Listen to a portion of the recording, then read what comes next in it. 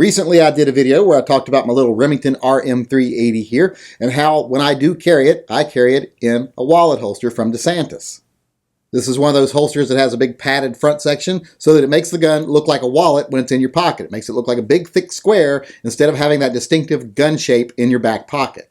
Now, since I posted that video, I've gotten a lot of questions from people, and I've gotten a lot of accusatory statements from people like, telling me that I'm breaking the law, etc., because of this holster. And I wanted to address that issue in this video, along with a couple other little things.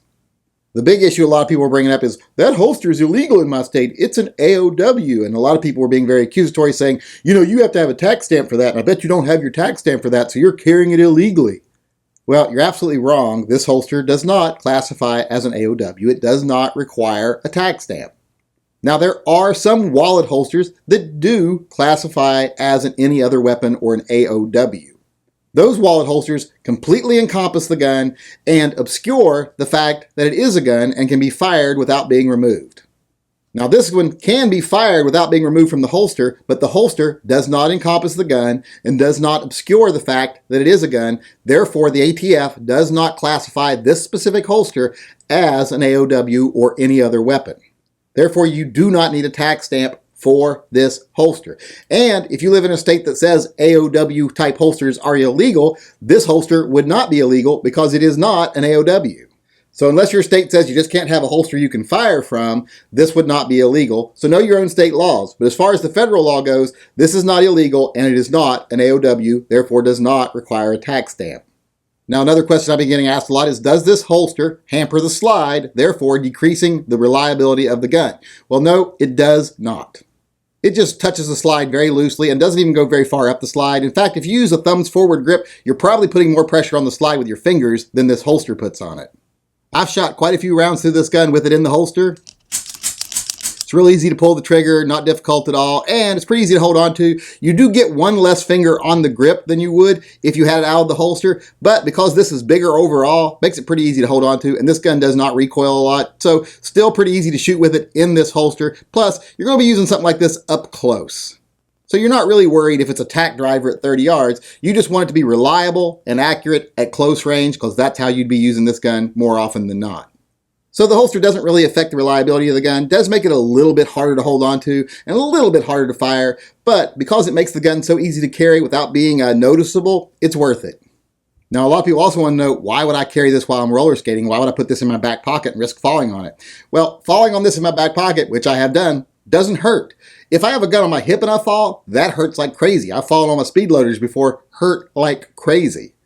I don't know about you, but I don't have a big muscular pad on my hip like I have on my ass. I got a big ass, so if I fall on this with my butt there, it protects me and doesn't let me get hurt. My tailbone has a big layer of protection there that my hip doesn't have. So this is far more comfortable to fall on than a gun on my hip.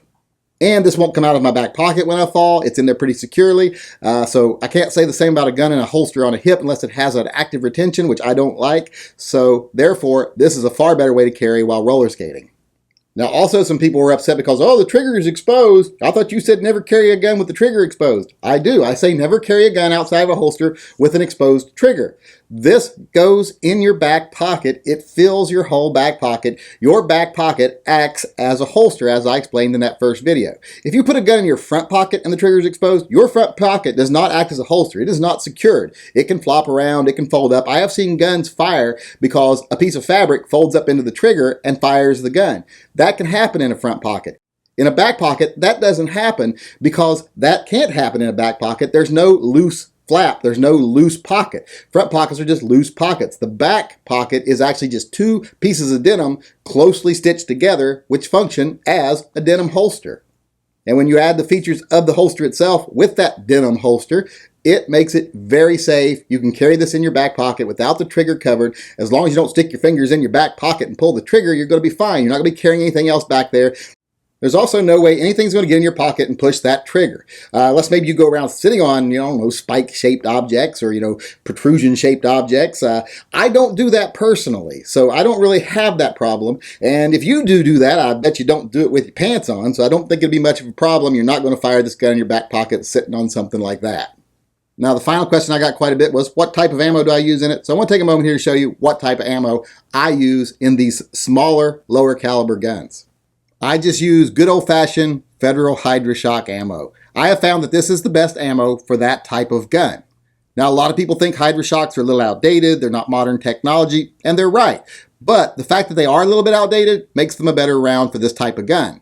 They don't expand quite as much as some of the more modern ammos. Some of the more modern ammos expand way too much, in my opinion, especially when you're talking about a lower caliber round that doesn't penetrate as easily. Sometimes having that massive amount of expansion means you lose penetration. Sometimes with like a 380 or smaller 9mm barrels, you only get 7-8 inches of penetration because of that massive expansion. These bullets still expand fairly well, but you still maintain out of a smaller barrel a good 11, 12, 13, sometimes even 14 inches of penetration. So when it comes to this gun, I carry the good old standby Federal HydroShock. So there you have it. I hope that answers a lot of the questions and addresses some of the accusations people made. It really is a good gun. It really is a good holster. If you're wanting to carry discreetly in your back pocket, this might be a great combination for you. So give it a try. Like I say, it's not a bad gun at all. And when you need something like this, I don't think you can go wrong because this is a good combination.